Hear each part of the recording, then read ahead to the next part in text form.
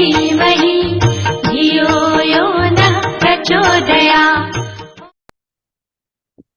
जब तो ले आयो माँ शक्ति। आज स्वाध्याय चंद्र कुमार के मांगे 841।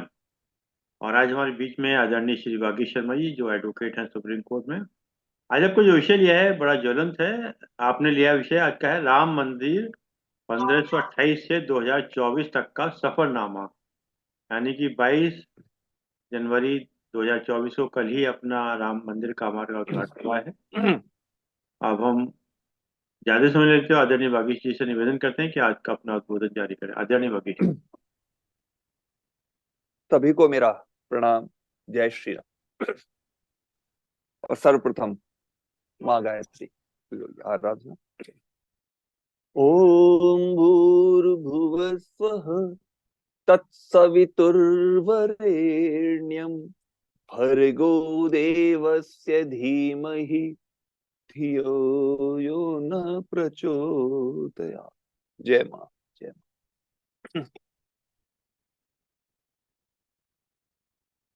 माँ। जैसा कि आपको अभी हमारे बड़े भाई अरविंद जी ने बताया कि आज का विषय सामयिक भी है, पौराणिक भी है, पुरातन भी है, धार्मिक भी है, आध्यात्मिक भी है, सामाजिक भी है। इसमें कोई दो राय नहीं है कि शताब्दियों का संघर्ष अब अयोध्या में प्रत्यक्ष साकार रूप से फलीभूत हुआ है और वो प्रदर्शित भी हो रहा है। भारत के कण कण में राम है और राम मंदिर की प्राण प्रतिष्ठा ने भारत की जो सुप्त आत्मा है उसको एक तरह से जागृत करने का काम किया है। आप देख भी रहे हैं हर तरफ वातावरण। राम मंदिर के निर्माण से सशक्त राष्ट्र का निर्माण एक तरह से हम देखें तो हो रहा है और इसकी न केवल भारत बल्कि पूरी दुनिया में जय जयकार हो रही है। ये वास्तव में भारत की सुप्त आत्मा थी जो जागी है और पूरे विश्व में जिसका जय जयकार हो रहा है। और अब जैसा कि परिपाटी चल रही है, लग भी रहा है कि भारत शक्तिशाली बढ़ता चला जाएगा। और क्योंकि प्रत्येक व्यक्ति के मन में जो राम भक्ति है वो राष्ट्र भक्ति है। राष्ट्र भक्ति राष्ट्र को जोड़ने का काम करती है, राजनीति तोड़ने का काम करती है, धर्म जोड़ने का काम करती है। और राम मंदिर ने यदि हम देखें तो राष्ट्र को जोड़ने का काम किया है। राष्ट्रीय अस्मिता और अखंडता भी आप देखें तो अयोध्या से जुड़ी हुई है। श्री राम मंदिर केवल धार्मिक आस्था का प्रश्न नहीं है, इसके साथ ही देश का अर्थशास्त्र भी जुड़ गया है। भावी सामाजिक जो संरचना है उसकी संकल्पना भी अयोध्या से जुड़ी हुई है। अयोध्या आज राजनीति का भावी स्वरूप निर्धारित कर रहा है। व्यक्ति और राष्ट्र का चरित्र निर्माण सब कुछ अब धीरे धीरे धीरे धीरे धीरे धीरे परिलक्षित हो रहा है।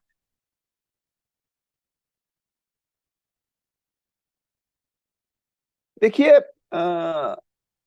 विश्व के कई देशों में रचने बसने वाले हिंदुओं के हृदय में राम मंदिर की प्राण प्रतिष्ठा का प्रश्न बहुत लंबे समय से चल रहा था और वो अब उत्साहित भी हैं लोग। और आप देखिए इसमें ये भी है कि कितने अनेक देशों के लोग उन्हें आकर यहाँ पर अपनी सहभागिता और इसमें अपना कल हम देख रहे थे टीवी में भाग लिया है। और ये सब इस बात का प्रमाण है कि भगवान श्री राम न केवल भारत बल्कि पूरे विश्व में स्वीकार्य है। और उस दृष्टि से हम लोगों के लिए तो बहुत बहुत बहुत सौभाग्य का विषय है कि कभी जब इतिहास लिखा जाएगा तो उस समय हम भी उस समय कह सकेंगे कि हाँ 22 जनवरी 2024 को हमने भी ये सुअवसर देखा, हमारे सामने ये सब हुआ है। श्री राम की जन्मभूमि पर उनके भव्य मंदिर के निर्माण में पूरी दुनिया में फैले हुए असंख्य सनातनियों की आस्थाओं को और आकांक्षाओं को पुष्पित पल्लवित किया है। इसमें कोई संदेह नहीं है, क्योंकि राम मंदिर किसी की आस्था पर आक्रमण नहीं कर रहा है। भारत की अस्मिता से जुड़े प्रश्नों का उत्तर है राम मंदिर। क्योंकि राम मंदिर देश के और अयोध्या में राम जी के मंदिर बहुत हैं, किंतु राम का जन्म स्थान केवल और केवल एक है। और अनेक ऐसे प्रयास किए गए कि वहां से उसको धूल धूसरित कर दिया जाए, लेकिन इस पवित्र राष्ट्रीय स्थान पर राष्ट्र की गरिमा के अनुरूप एक ऐसा मंदिर बन रहा है, बन गया है, जिससे जो कि न केवल भारत की बल्कि पूरे विश्व में भारत की पहचान के रूप में जो अंकित है। अब यदि हम इसका मंदिर का कोई बनना आसान खेल नहीं है। भगवान श्री राम की नगरी अयोध्या में 22 जनवरी को प्राण प्रतिष्ठा हुई है। वर्तमान में जो भव्य मंदिर बनकर तैयार हुआ है, उसके पीछे दशकों तक चली कानूनी लड़ाई है, सामाजिक लड़ाई है, धार्मिक लड़ाई है। अयोध्या में राम मंदिर का निर्माण का सफर इतना आसान नहीं रहा जितना कि अब आने वाली पीढ़ियां इसको समझ लेंगी। अयोध्या के राम मंदिर के लिए न सिर्फ अदालतों में लंबी लड़ी, बल्कि कितने ही लोगों ने अपनी जान गंवाई। और राम मंदिर का इतिहास, बाबरी विवाद, विध्वंस और निर्माण जो है, ये कुछ ऐसे बिंदु रहे जो एक सदियों तक हमारे दिलो दिमाग पर चलते रहे। 1526 में बाबर भारत में आया था।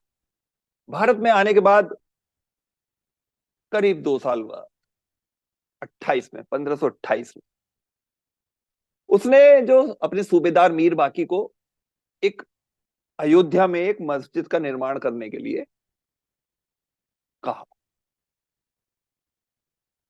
अब तो ये प्रमाणित हो चुका है कि मीर बाकी ने जो मस्जिद का निर्माण उसी स्थान पर कराया जहां पर प्रभु श्री राम का जन्म हुआ था। उस दौरान पूरे देश में मुगल शासन फैल रहा था और 1528 से लेकर 1853 तक आप समझिए, मुगलों ने पूरे देश पर राज किया ऑलमोस्ट। और न केवल राज किया, बल्कि उन्होंने सनातन की सारी अस्मिताओं को खंडित भी किया। और उन दिनों में जितने भी हिंदू धर्म स्थान थे, सबको मिटाने का कार्य भी किया। उसके बाद अंग्रेजी हुकूमत जब आई 1853 के बाद 19वीं सदी में, नवाबों और मुगलों का शासन कमजोर हुआ और अंग्रेज शासन प्रभावित हुआ या प्रभावी हो गया। अंग्रेजी हुकूमत के दौरान हिंदुओं ने अपने मंदिरों की अस्मिता का मुद्दा उठाया। हिंदुओं की तरफ से कहा गया कि मस्जिद का निर्माण भगवान राम के जन्म स्थान के मंदिर को तोड़कर किया गया है और हमें वो रामलला का वो जन्म स्थान चाहिए, और उसको भी वापस पाने की लड़ाई चालू हो गई। बाबर के शासक जो मीर बाकी ने जब निर्माण के करीब, आप देखिए 300 साढ़े 300 साल बाद 1858 में इसकी कानूनी लड़ाई एक तरह से शुरू हो गई। उस दौरान पहली बार उस समय परिसर में पूजा हवन कराने के लिए एक अर्जी दाखिल की गई। वो पहला कानूनी दस्तावेज 1858 में इस लाइन में मतलब इस पहला कदम था कानूनी रूप से राम जन्मभूमि के को लेने का। उस कानूनी दस्तावेज के मुताबिक परिसर के अंदर राम के प्रतीक होने का प्रमाण, और इसके आने के बाद यह रिक्वेस्ट की गई कि उस स्थान पर एक बाड़ा बना दिया जाए और विवादित भूमि के बाहर और अंदर मुसलमानों और हिंदुओं को अलग अलग पूजा पाठ करने की इजाजत दे दी जाए। 1858 में उस समय ये इजाजत मिल गई और एक छोटा सा बाड़ा उन्हें बना दिया। 1858 की इस घटना के बाद केस दर केस चलते रहे और करीब 27 साल बाद 1885 में राम जन्मभूमि की ये लड़ाई ऊपरी अदालत में पहुंची। उस समय निर्मोही अखाड़े के महंत रघुवर दास ने फैजाबाद की कोर्ट में, फैजाबाद जो कि अयोध्या जिसके अंडर में हर जगह, राम जन्मभूमि के स्वामित्व को लेकर एक केस फाइल करा और रघुवर दास ने कोर्ट से बाबरी मस्जिद के जो ढांचा है, मतलब जो परिसर है, उसके जो आंगन में जो राम चबूतरा है उस पर एक कहा कि हमें यहाँ राम जी का हमारा राम चबूतरा है, यहाँ पर एक अस्थायी रूप से मंदिर बना हुआ है, इसके ऊपर हमें पक्का छत डाल दी जाए जिससे कि हम यहाँ पर पूजा पाठ आराम से कर सकें। उस 1885 में जज साहब ने यह फैसला सुनाया कि यहां पर पूजा पाठ करने का हिंदुओं को भी अधिकार है, लेकिन छत डालने के बारे में या उसको पक्का निर्माण कराने के बारे में उन्होंने कहा यह फैसला तो डीएम साहब करेंगे, इसका अधिकार मुझे नहीं है। खैर राम जी अपने व्यवस्थाओं में चलते रहे। 1947 में देश आजाद हुआ और 1949 में मस्जिद के ढांचे के गुंबद के नीचे जो ये चबूतरा था उसके आसपास की जगह पर पुरातन मंदिर होने के अवशेष और राम मूर्तियों का प्रकटीकरण। तो 16 जनवरी 1950 में सबसे पहली बार हिंदू महासभा के सदस्य थे गोपाल सिंह विशारद, उन्होंने पहला मुकदमा दायर किया और मुकदमे में विशारद जी ने रिक्वेस्ट की कि जो मुख्य गुंबद है उसके नीचे मिली हुई जो भगवान की मूर्तियां हैं उस स्थान पर हमें पूजा पाठ की अनुमति दे दी जाए। केस एप्लीकेशन तारीख पे तारीख चलती रही। करीब 1 साल बाद या एग्जैक्टली कहें तो 11 महीने बाद महंत रामचंद्र परमहंस ने सिविल जज के यहां भी एक यही रिक्वेस्ट करते हुए मैं केस फाइल की कि हमें वहां पूजा करने की अनुमति दी जाए और दूसरे पक्ष को वहां पर एंटर होने से रोका जाए जिससे कि वो हमारे पूजा पाठ में बाधा ना डाले। 1950 की बात है। 1951 में कोर्ट ने मुस्लिम पक्ष को यह हिदायत देते हुए एक ऑर्डर पास कर दिया कि आप पूजा अर्चना में, हिंदुओं की पूजा अर्चना में कोई बाधा नहीं डाली।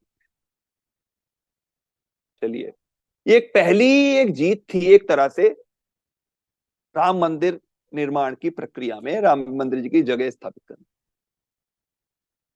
फिर मुकदमों की, फिर काफी मुकदमों में एप्लीकेशन लगती रही, चलता रहा, वो होता रहा बहुत रहे।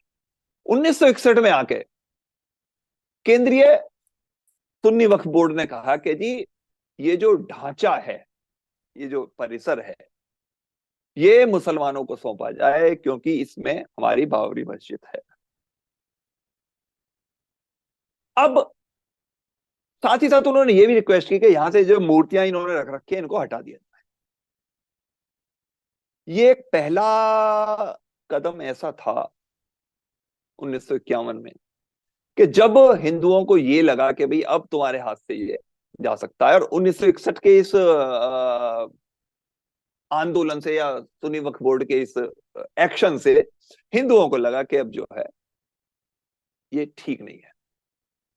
खैर 61, 71, 81, 1982 में राम, कृष्ण और शिव, इनके जो स्थल थे यानी कि अयोध्या, मथुरा और काशी, इन पर मस्जिदों का निर्माण जो हुआ था, विश्व हिंदू परिषद ने एक ऐसा आंदोलन चलाया कि ये सब मस्जिदों का जो निर्माण है, धार्मिक स्थलों को ध्वंस करके या उनको तोड़कर किया गया है और इसको इन मुस्लिम मस्जिद या मौलवियों के या सुन्नी वक्फ बोर्ड के कब्जे से मुक्त कराया जाए।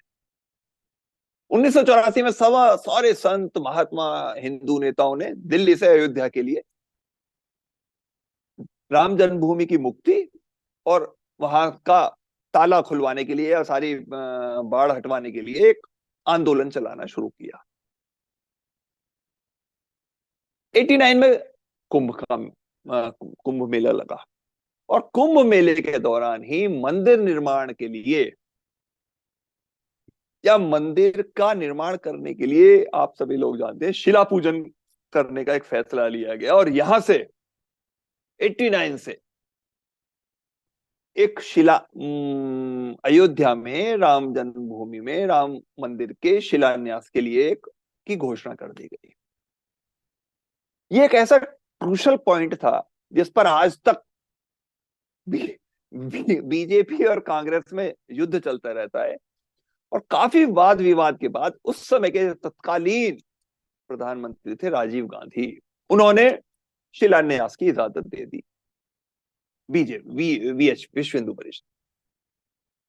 इजाजत मिलने के बाद आप सभी लोग जानते हैं वीएचपी, आरएसएस और बीजेपी की जो कोर कमेटीज थी, उन्होंने उस समय के जो मुख्य रूप से थे, जो रणनीतिकार थे, उन्होंने कहा कि अडवाणी जी को सोमनाथ से अयोध्या तक के लिए एक पदयात्रा निकालनी चाहिए।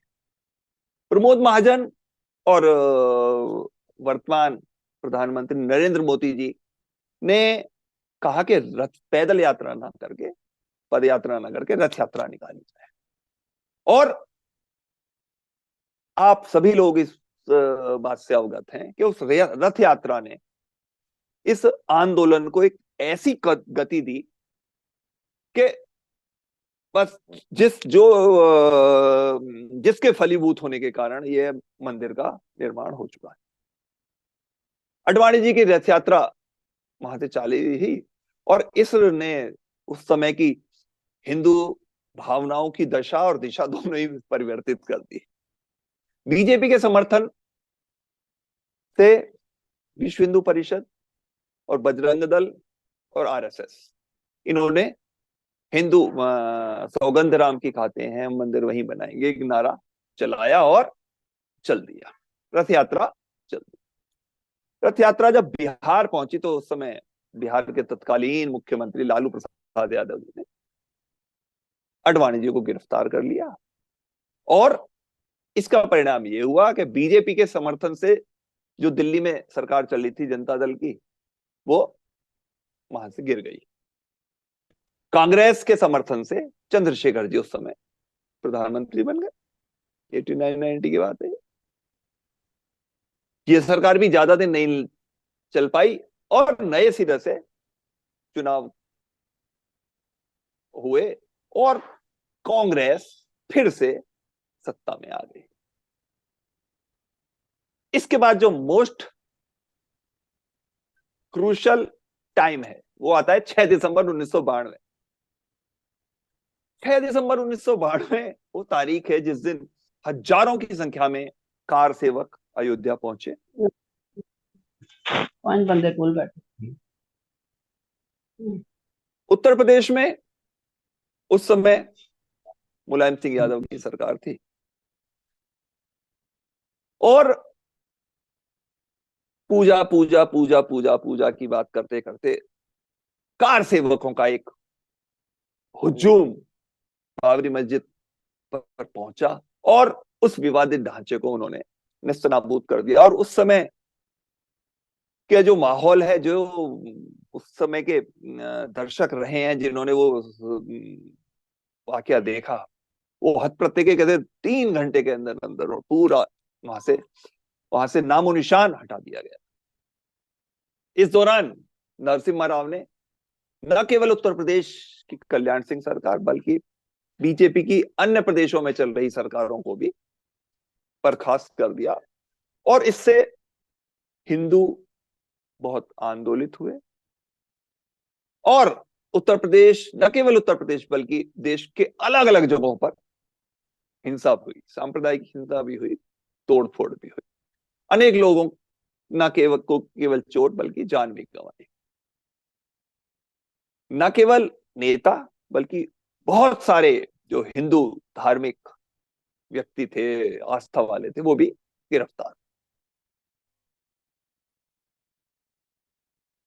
अब देखिए 1986 में जब एक अधिवक्ता ने फैजाबाद के न्यायालय में एक ताला खोलने की याचिका दी थी, उसके खिलाफ जब उनकी याचिका खारिज हुई थी तो उसके खिलाफ एक उच्चतम इलाहाबाद हाई कोर्ट में एक केस फाइल कर दिया गया, जिसकी अपील खारिज हो गई। केंद्र सरकार ने 7 जनवरी 1993 को जो ये हुआ, ढांचे वाले स्थान और कल्याण सिंह की सरकार को दी हुई भूमि समेत कुल जो उस स्थान की 67 हेक्टेयर भूमि थी, उसको अधिग्रहित कर लिया। मतलब सारी का उसका जो एरिया था उसको, विवादित स्थल को सेंट्रल गवर्नमेंट ने अपने कब्जे में ले लिया। 2002 में उस स्थान का मालिकाना हक किसके पास रहेगा, इसको लेकर एक हाई कोर्ट की लखनऊ पीठ में सुनवाई शुरू हो गई। हाई कोर्ट की पीठ ने 2003 में पुरातत्व विभाग को के सर्वेक्षण विभाग से कहा कि आप ना इसके बारे में एक उस जगह की रिपोर्ट तैयार करें, वहां का देखें कि वहां एग्जैक्टली वहां है क्या, और इस सर्वेक्षण की रिपोर्ट कोर्ट में फाइल करें। 22 अगस्त को 2003 को पुरातत्व विभाग ने रिपोर्ट सौंप दी और इस रिपोर्ट में स्पष्ट रूप से कहा गया कि जमीन के नीचे एक विशाल हिंदू मंदिर विद्यमान है। इलाहाबाद हाई कोर्ट ने 30 सितंबर 2010 को एक आदेश पारित किया कि इस सारे एरिया को 3 भागों में बांट दिया जाए और तीनों पक्ष, निर्मोही अखाड़ा, श्री रामलला विराजमान और सुन्नी सेंट्रल वक्फ बोर्ड, इन तीनों को बराबर बराबर दे दिया जाए। क्योंकि इस दौरान फैक्ट फाइंडिंग उन्होंने जजेस ने ये दे दी कि ये जो गुंबद वाला स्थान है, इसके नीचे जो स्थान है वही श्री राम जन्मभूमि का स्थान है, that is the central place. आप सभी जानते हैं इसके बाद मामला सर्वोच्च न्यायालय पहुंच गया। सर्वोच्च न्यायालय में चलते चलते चलते चलते 5-7 साल चलता रहा। 2017 में सर्वोच्च न्यायालय ने कहा कि इसके में हम एक काउंसिल बना देते हैं, एक मीडिएशन टीम बना देते हैं कि आप आपसी सहमति से इसको सुलझा लें, जिससे कि हम जो है इसको आपस में सुलझाएगा तो हमें दिक्कत नहीं होगी।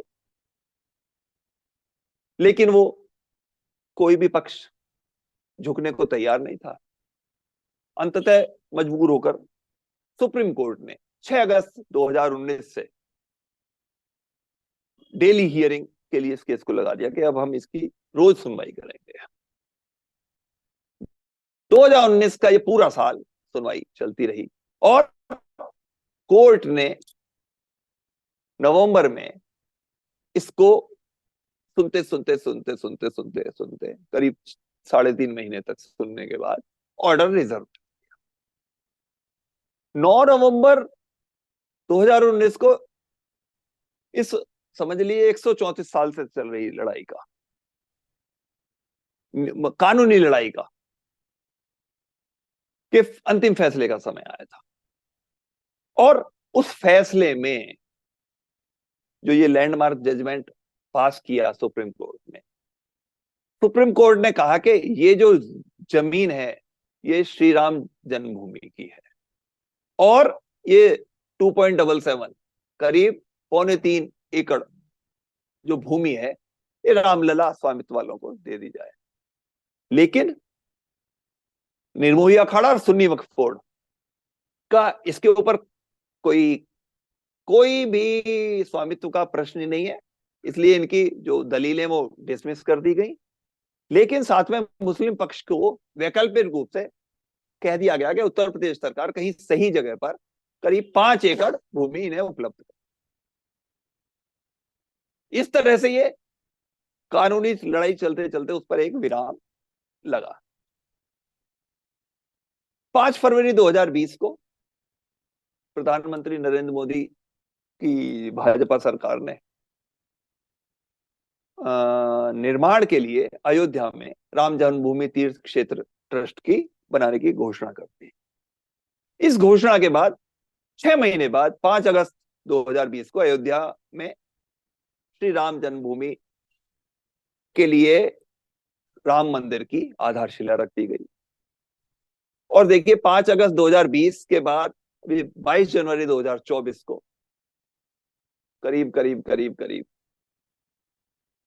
4 साल बाद ही समझ लीजिए राम मंदिर में प्राण प्रतिष्ठा हो गई और ये मंदिर सबके लिए खोल दिया गया।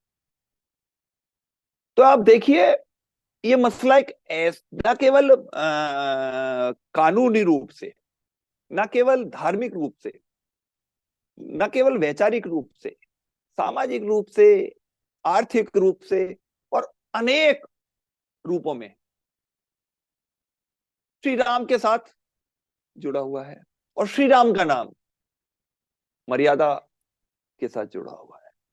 श्री राम को सदा मर्यादा पुरुषोत्तम कहा जाता है क्योंकि वो सदा मर्यादाओं का पालन करते थे। और इस केस में जो स्टेप बाय स्टेप चाहे वो विश्व हिंदू परिषद हो या बजरंग दल हो, चाहे वो समय समय उन्होंने कोई ना कोई ऐसा एक्शन किया हो जिससे कि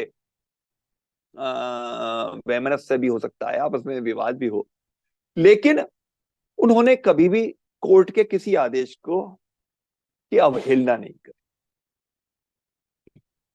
कोर्ट जो कहता रहा ये अपना स्पष्टीकरण देते रहे और उसको सबके सामने लाते रहे। राम, अब राम का नाम है क्योंकि तो राम तो सदा मर्यादा पुरुषोत्तम है। राम एक श्रेष्ठ राजा रहे, एक आदर्श बेटे रहे, उच्च श्रेणी के शिष्य रहे, आदर्श भाई रहे और आदर्श पति रहे। और इसीलिए राम मंदिर का बनना एक ऐसे महापुरुष का, ऐसे मर्यादा पुरुष का की मर्यादाओं का प्रतीक है जिसको युगों तक उनके इन रूपों में याद करता रहे। भगवान श्री राम पूरे जीवन सत्य, धर्म, दया और मर्यादाओं के पथ पर चले और इसी कारण उनके राज को राम राज्य कहा जाता है।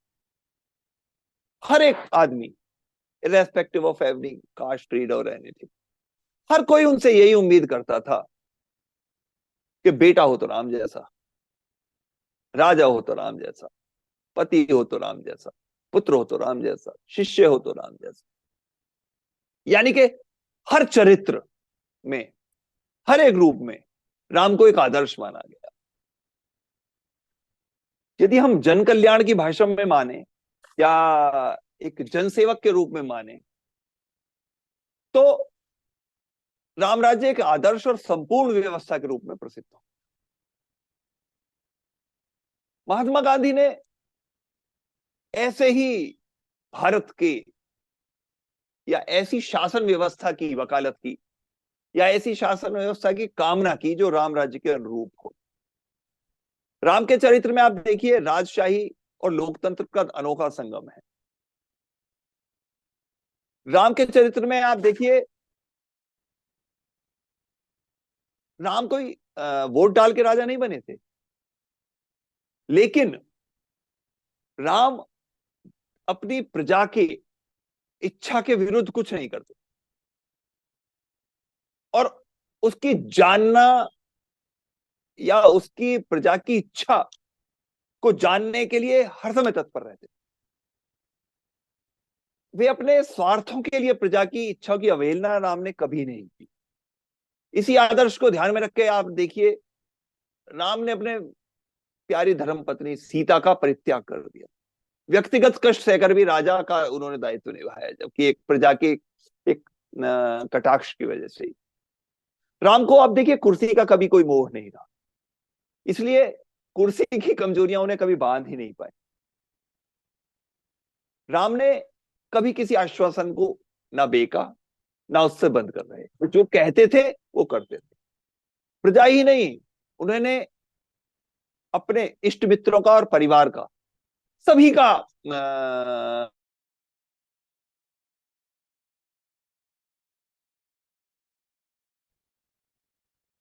राजा होने के नाते उनके अंदर मनमानी करने की उन्हें छूट थी, लेकिन उन्होंने राज्य नियमों को या राज्य नियम की मर्यादाओं को अक्षरशः पालन किया।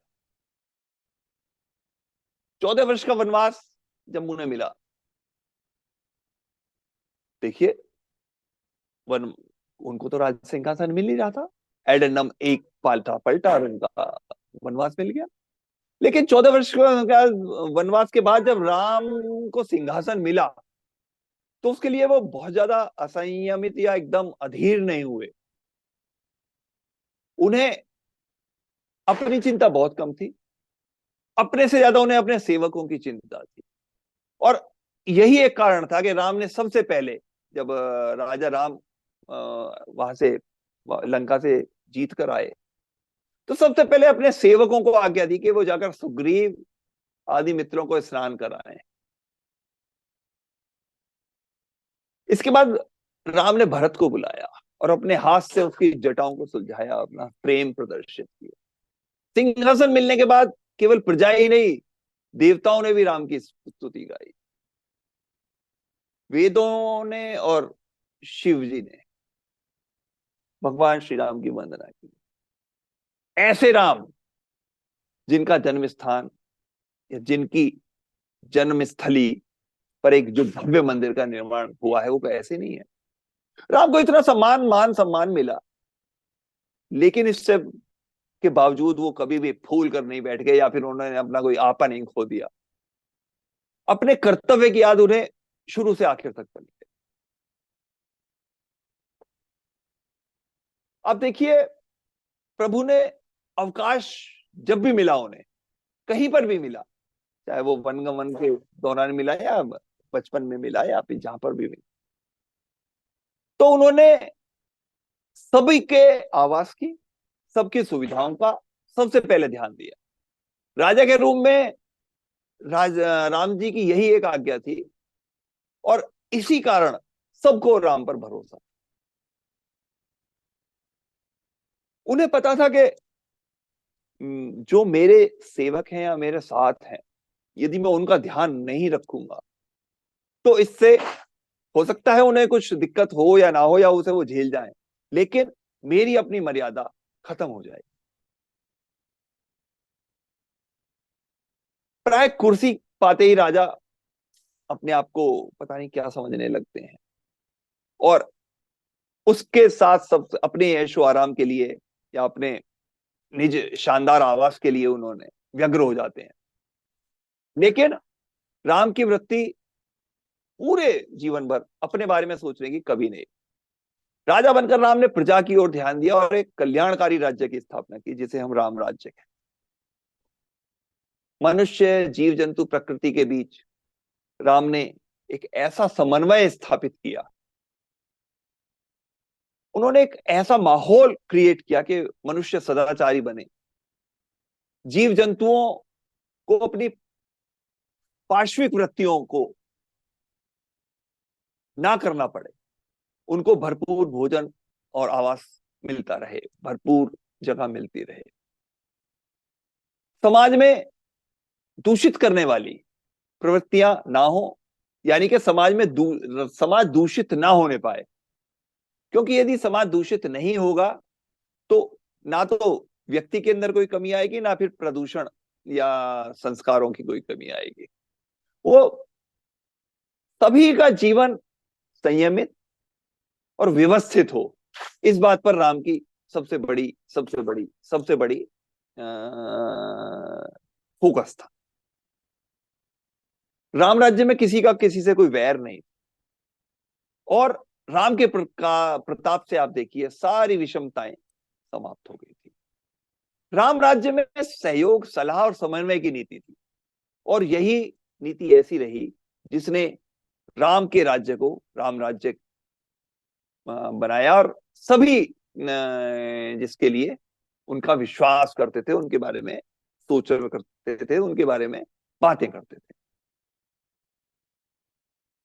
राम समन्वय के पक्षधर थे और वो कोई ऐसा आचरण ना करना चाहते थे, ना कोई ऐसा भेद करना चाहते थे जिससे कि समाज में या उनके राज्य में वैमनस्य हो या पड़ोसियों को भी कोई दिक्कत हो। वास्तव में मनुष्य के जीवन को मर्यादित करने का एक ऐसा सिद्धांत है कि यदि आप दूसरे की भलाई करेंगे तो आपकी भलाई स्वतः ही होगी। जी हां, जो दूसरे की प्यास बुझाएगा, आप तय मानिए वो कभी प्यासा नहीं मरे। और यही राम की मंशा थी, यही राम का राज्य था।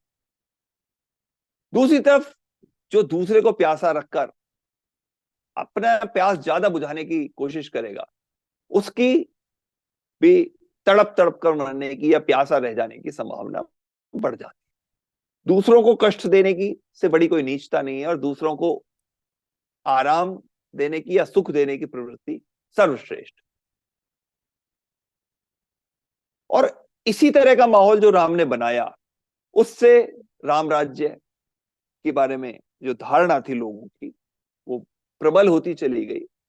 और अब देखिए, राम राज्य को हर युग में सर्वश्रेष्ठ प्रजापालक राजा के रूप में माना गया है। राजा राम के रूप में राम का जो आचरण रहा, वो पूरे समाज को उच्च आदर्शों की तरफ धकेलता रहा, उच्च आदर्शों की तरफ प्रेरित किया उसने। और क्योंकि राम का चरित्र दो मुहा नहीं है, आप देखिए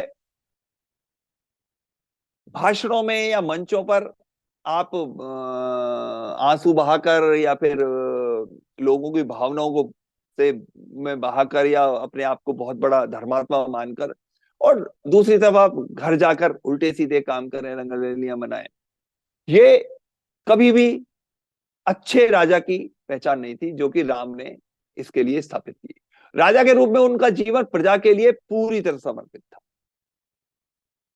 वो अंदर से ये स्वीकार करते थे कि मनुष्य का तन हर किसी के बड़े भाग्य से, बड़े भाग्य मानुष तन पाया।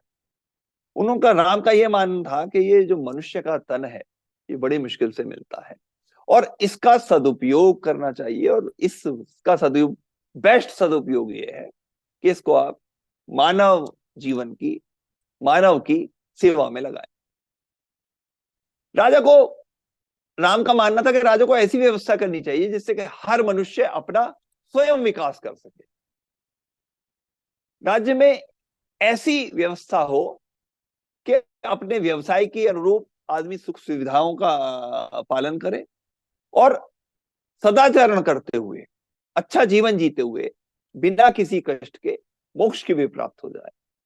क्योंकि राम की ये चिंता एक श्रेष्ठ राजा का बहुत आवश्यक कर्तव्य होता है, क्योंकि इस श्रेष्ठ चिंता से ही उसको समाज का या प्रजा का प्यार मिलता है। राम का शासन व्यवस्था राम को और राम की प्रजा दोनों को सुख शांति देता। राम इस सत्य को अच्छी तरह जानते थे, इसलिए उन्होंने अपनी प्रजा की लौकिक और पारलौकिक जिंदगी संवारने के लिए ऐसे समाज की रचना की, ऐसे सिस्टम की रचना की कि जिससे आज हर कोई राम राज्य की कामना करता है। जिस लोक कल्याण की या लोक जनमानस के भले के राज्य की शोर हम सुनते रहते हैं, उसकी अवधारणा हमें राम ने दी। वंचितों, शोषितों या जरूरतमंद के साथ सत्ता का खड़ा होना राम राज्य की बुनियाद है। जो भी वंचित हैं, शोषित हैं या जरूरतमंद हैं, उनके साथ राजा को खड़ा होना बहुत जरूरी है। वो राज्य में, राम राज्य में यदि हम कहें तो धनवानों से अधिक कर वसूल करके और उसको निर्धनों की मदद से उसको इक्विलिब्रियम बनाने की तरह का जो सिद्धांत प्रतिपादित करते थे, वो राम राज्य की सबसे बड़ी खूबी रही। आज की राजनीति में यदि हम देखें, जो सर्वाधिक सुविधाजनक जो शब्द है वो है दलित या आदिवासियों का उत्थान।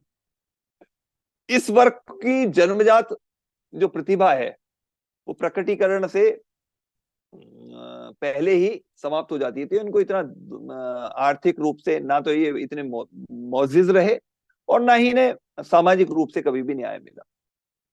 और अब देखिए, इस वर्ग की जो जन्मजात प्रतिभा है, उसके वास्तविक यदि कोई उद्घोषक या पोषक हैं, वो भगवान श्री राम है। आप देखिए, अवध नरेश का राज पूरे भारत में फैला था। अगर वो चाहते तो अपनी शाही सेना के साथ रावण से भी युद्ध कर सकते थे या दूसरे लोगों से भी सहायता ले सकते थे, लेकिन राम ने ये सब ना करके वनवासियों के साथ और उनकी सामरिक शक्तियों के साथ रावण के साथ युद्ध करना या दूसरों के साथ, दूसरे असुरों के साथ संघर्ष करने को प्राथमिकता दी। वनवासियों, दलितों के साथ पहली शाही सेना बनाने का श्रेय हम राम को दे सकते हैं, क्योंकि राम ने, चाहे वो भील हो, चाहे वो मल्हार हो, चाहे वो वानर हो, चाहे ऋक्षराज हो, इन सभी को इतना सक्षम बनाया, इतना सक्षम बनाया कि जिससे कि वो न केवल अपना बल्कि अपने कार्यों द्वारा समाज का भी उत्थान कर सके। मर्यादा पुरुषोत्तम नाम एक आदर्श के रूप में हर व्यक्ति के दिलों में विद्यमान है। भगवान श्री राम प्रेरणा के रूप में यदि हम देखें तो हमारी जो अंतर चेतना है उसका एक शाश्वत स्वर है, शाश्वत आधार है। ठीक वैसे ही जैसे दही में मक्खन समाहित रहता है, जिस अंतिम छोर तक राम लोगों को प्रेरित करते हैं, वही राम का वास्तविक शक्ति है। हमें श्री राम के आदर्शों को अपने जीवन में उतारना चाहिए और बेहतर समाज और आपसी सद्भाव के वातावरण बनाने में इसकी भूमिका को तलाशना चाहिए। ऐसी भूमिका जहां पूरे समाज की का उत्थान हो और पूरा समाज इसमें अपना अपना योगदान दे।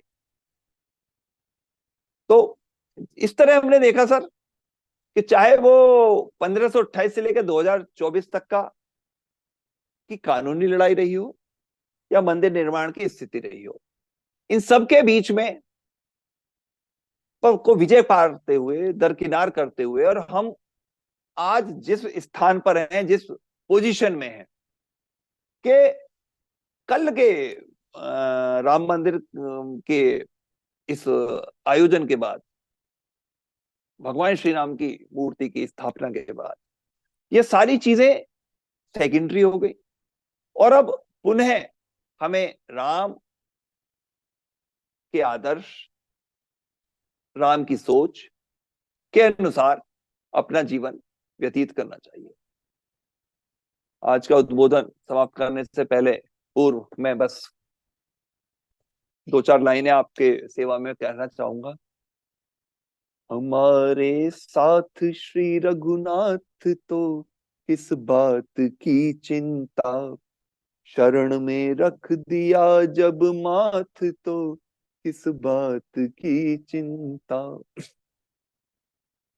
किया करते हो तुम दिन रात क्यों बिन बात की चिंता, किया करते हो तुम दिन रात क्यों बिन बात की चिंता। तेरे स्वामी को रहती है तेरी हर बात की चिंता, हमारे साथ श्री रघुनाथ तो किस बात की चिंता।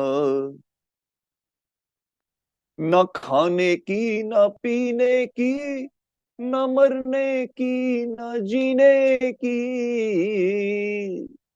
न खाने की न पीने की, न मरने की न जीने की, रहे हर श्वास पर भगवान के प्रिय नाम की चिंता, रहे हर सांस पर भगवान के प्रिय नाम की चिंता, हमारे साथ श्री रघुनाथ तो किस बात की चिंता।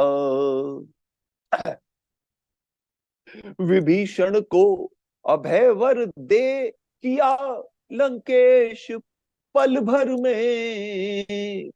विभीषण को अभय वर दे किया लंकेश पल भर में। उन्हीं का कर रहे गुणगान तो किस बात की चिंता।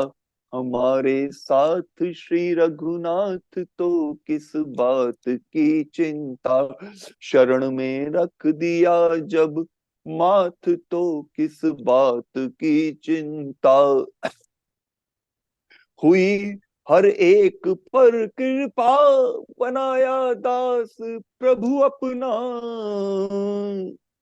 हुई हर एक पर कृपा बनाया दास प्रभु अपना। बनाया दास प्रभु अपना।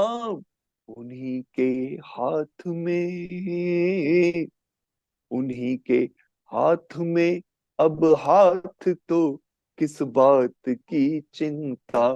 उन्हीं के हाथ में अब हाथ तो किस बात की चिंता। हमारे साथ श्री रघुनाथ तो किस बात की चिंता। शरण में रख दिया जब माथ तो किस बात की चिंता। जय श्री राम, जय श्री राम, जय श्री जय श्री राम, जय श्री राम। धन्यवाद आदरणीय भागी जी, आप तो हमेशा की तरह से पूरे डेटा के साथ जब बात बोलते हैं तो आपने वाकई ही जो है हमको काफी ज्ञानवर्धक आज का जानकारी दी। बाद में तो हमारे दो शब्द आदरणीय देवशा बोलेंगे ही। आज भागी जी अपना नेताजी सुभाष चंद्र बोस जी का भी तो जन्मदिन है ना आज। आज जी पराक्रम सर, जी दिवस सर, भी जी है ना। सर। ये इसको के पहले 23। इस पे राम जन्मभूमि, राम जन्मभूमि पे कुछ प्रश्न है। आपने लीगल बात पूरी नहीं बताई। कौन कौन से पॉइंट जो एविडेंस सुप्रीम कोर्ट को प्रॉमिस किए हो, उनको जो जिनको अट्रैक्ट करके उन्होंने ये जजमेंट दी है, उसके बारे में चाहूंगा कुछ। सर वो तो ना, वो एक्चुअली वो तो फिर पूरा का पूरा एक अलग ही। आज तो केवल ना वो एक अलग हो 1528 से, जाएगा। वो तो सर वो तो 160 पेज का जजमेंट है। वो तो पूरा का पूरा पढ़ते रहो। हम्म, मतलब वो बहुत, वो तो उसके लिए तो एक अलग ही एपिसोड चाहिए कि कानूनी, मतलब हिंदू पक्ष की क्या दलीलें थी, उनकी क्या एविडेंस थी, मुस्लिम पक्ष की क्या दलीलें थी, उनकी क्या एविडेंस थी। और वो तो फिर हमारे गुरुजी के वो पूरे व्याख्यान में मैंने आपको काफी उस समय बताया था। तो जी। उसके आज तो केवल और केवल ये था कि और 1528 में जो राम मंदिर, राम जन्मभूमि के ऊपर जो मस्जिद का निर्माण हुआ, उससे लेकर 2024 तक के बीच में क्या क्या प्रक्रियाएं कैसे कैसे चलती रही, उसमें कानूनी दाव पेचों में तो बिल्कुल नहीं पड़ा। मैंने केवल रेफर ये किया कब किसने कैसा केस फाइल किया, उसके बाद क्या हुआ, और उसका धीरे धीरे धीरे धीरे शनै शनै शनै शनै हम आज हमारा आप जिस माहौल में है। आपने तो पुराना भी समय देखा, हमारे मुकाबले आप लोग पुराने हैं। तो उससे लेकर आज तक, मतलब 1528 से लेकर 2024 से बीच तक का जो समय है, उसमें हिंदुओं ने क्या क्या क्या दंश झेले, कितने सारे। लेकिन उस सब के बावजूद भी ना इन्होंने कभी अपना धैर्य खोया, क्योंकि इन्हें था कि हमारे साथ श्री रघुनाथ तो किस बात की चिंता। शरण में रख दिया जब मात तो किस बात की चिंता। और इसीलिए ये शनै शनै शनै, ये हर एक बात ये था। आप सुने देखिए ना, जब ये आंदोलन शुरू हुआ था तो विपक्ष वाले कितने मजे लेते थे कि अभी बाहर बीजेपी का नारा है सौगंध राम की खाते हैं हम मंदिर वही बनाएंगे। बोले ये कहेंगे सौगंध राम की खाते हैं हम मंदिर कहीं बनाएंगे। फिर कहते थे न हम मंदिर नहीं बनाएंगे। और अब योगी जी ने कह दिया भैया हमने जहां कहा था हमने वहीं बना दिया। तो सर वो फैक्टर्स देवऋषि जी बात की है, वो तो बहुत ही लंबा है वो तो। ठीक ठीक। भागी जी, जब हाँ कहते हैं, एक शायर ने कहा है ना, जब किश्ती किनारे पहुंच जाए तब तूफानों से क्या गिला क्या शिकवा। बस बस बस बस। जो अब चला तो गया उसे भूल जा। भूल जाए। आगे तो हाँ। अब अब देखो तो ना नया। कितना भव्य है। कल अब तो नया अध्याय लिखा गया। अब तो नए अयोध्या के दर्शन करने के वो है अब तो माहौल। तो ये है स्थिति। तो आज मैं ये कहता कि एक तो नेताजी सुभाष चंद्र बोस जी का भी पराक्रम दिवस है। आज अपना हाँ हाँ, बाल ठाकरे साहब का भी जन्मदिन है अपना, बिल्कुल बिल्कुल बिल्कुल है ना। बिल्कुल। और आपको शायद जान होगा, आज ही के दिन हमारी श्रीमती इंदिरा गांधी जी ने प्रधानमंत्री की वो ली थी। हाँ, शपथ आज ही के दिन ली थी। हाँ, बहुत आज सारे। आपने बड़ा विशेष दिन पे अपना उद्बोधन रखा। नहीं, बस उद्बोधन का ये तो सामयिक हो गया ना, नहीं तो अदरवाइज तो आपसे मेरी जब शुरू में ये 23 जनवरी की बात हुई थी, जब तो नेताजी के ऊपर बोलने का था, पर लेकिन नेताजी के ऊपर पहले बोल भी चुके थे, नेताजी के बारे में सब जानते भी थे। और ये बिल्कुल करंट, ये तो वो है ना, देश काल और वातावरण के हिसाब से आदमी बदलता रहता है अपने वक्तव्य। तो इसलिए आपसे भी बात हुई, आपने भी कहा चलो ठीक है, आज ये है जरा सामयिक है, जरा इस बारे में बोल दिया। तो ये है सब, क्रेडिट चलिए, गोज टू यू सर। चलिए आदरणीय देवी शब्द दो शब्द बोलिए सबने। वाह जी, राम राज्य आ गया जी अब तो बिल्कुल। अब तो कल बहुत अच्छा सबसे बड़ी प्रधानमंत्री मोदी जी का था कि एक भी नेगेटिव चीज नहीं उन्होंने बोली। सबसे बड़ी बात है, कभी भी पॉलिटिकल का कोई बात नहीं की। और बहुत एक संत के रूप में उन्होंने भाषण दिया देश के प्रति, समाज के प्रति। और पूरा अंदर से आत्मा विभोर थी उनकी। हाँ। हाँ। तो बिल्कुल एक संत के रूप में थे कल वो। और सबका सौभाग्य है कि हमने अपने जीवन में ये मोमेंट देखा सबने। और प्रभु की कृपा, ये सब सृष्टि का विधान है, ये ब्रह्मांड का विधान है। ये काल चक्र है जो उन्होंने बोला ना, ये काल चक्र है। ये काल चक्र ये घूमना था। गुरुदेव की बात याद आ रही है, अरविंद जी हमेशा कहते थे। हम भी सोचते थे ऐसे कैसे आएगा, मैं गायत्री मंच से थोड़ा आ जाएगा कहीं। लेकिन कोई ना कुछ ना कुछ होना था। कब होना था, कैसे होना था, ये कल कल होने के बाद पता चला। उन्होंने भी काल चक्र की बात कही है, ये बिल्कुल काल चक्र था। और अब काल का चक्कर घूम गया है। और पूरे विश्व में ही ये फैलेगा, ये इसको कोई रोक नहीं सकता। अब ये बात पक्की बात है। जिन्होंने जिन्होंने नष्ट होना बार बार, जैसे पृथ्वी सृष्टि के बाद नष्ट हुई है, कई कई नष्ट हुए हैं, ऐसे ही जो उस दिन प्रवीण कुमार जी ने भी यही कहा था। आपने शायद सुना नहीं उनका अनुबोधन। उनका भी यही कहना था कि जैसे सब आए सब खत्म हो, अपने आप ही खत्म हो जाएंगे, प्रमोद क्योंकि कुमार जी। काल है। तो प्रमोद जी, जब जिसने प्रमोद जिसने जी, बचना प्रमोद है जी। बचना है, जिसने खत्म होना है उसने खत्म होना है। बस बस ये उसी विधि का विधान चल रहा है ये। बहुत बहुत धन्यवाद आपका। अरविंद जी तो वैसे लगता है मंत्र मंत्र मुग्ध है, खुद ही है, अंतर ध्यान है ऑलमोस्ट है। बिल्कुल। बहुत अच्छा, बहुत बहुत धन्यवाद सबका। धन्यवाद आदरणीय देवी धन्यवाद सर। साहब, धन्यवाद आदरणीय बागी शर्मा जी, आपने समय निकाल समय दिया। और धन्यवाद जूम के सभी लोगों का कि आपने समय निकाल समय दिया। और जैसे कि एक विचार के साथ और 3 बार ओम के साथ अपनी बात को समाप्त करते हैं आज का विचार। बड़ा वह होता है जो दूसरों के अधिकार की रक्षा करता है। बड़ा वह होता है जो दूसरों के अधिकार की रक्षा करता है, दूसरे को सम्मान प्रदान कर अपने सम्मान की अभिव्यक्ति करता है। दूसरे को सम्मान प्रदान कर अपने सम्मान की व्यक्त करता है।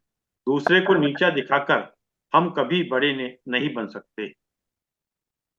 क्योंकि मोदी जी ने कल कहा था हमें विजय के साथ विनय बनना पड़ेगा। विनय को विजय नहीं, विनय है। विनय, हाँ। बहुत सही कोई वर्ड विजय बोला। नहीं है, विजय के साथ विनय है। विनय बहुत अच्छा शब्द इस्तेमाल किया।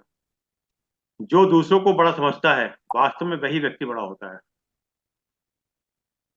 जैसे हमारे सिंह साहब कहते हैं, बड़ा व्यक्ति कौन? बड़ा वो जिससे मिलने वाला व्यक्ति अपने आप को छोटा ना बड़ा समझे, वही बड़ा होता है। बस बस। वाह, क्या बात है। जी। हम्म? आइए 3 बार ओम का उच्चारण करते हैं। ओम। ओ।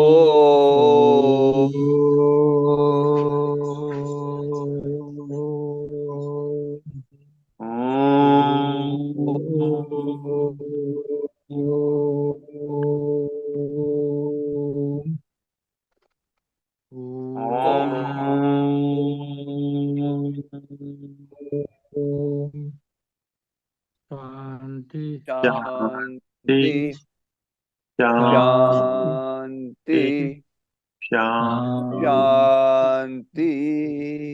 सभी को प्रणाम। प्रणाम। जय श्री राम। जय शांति शांति एक बार जब होती है तो तब ज्यादा अच्छा लगता है। अलग अलग लोग आप शांति आगे पीछे बोलते हैं तो आनंद नहीं आता। जैसे सब एक साथ हुई तो बड़ा अच्छा लगता है। आगे सबके से सभी चेष्टा करें कि एक साथ ही हो शांति। जी। ओम शांति। शांति। शांति।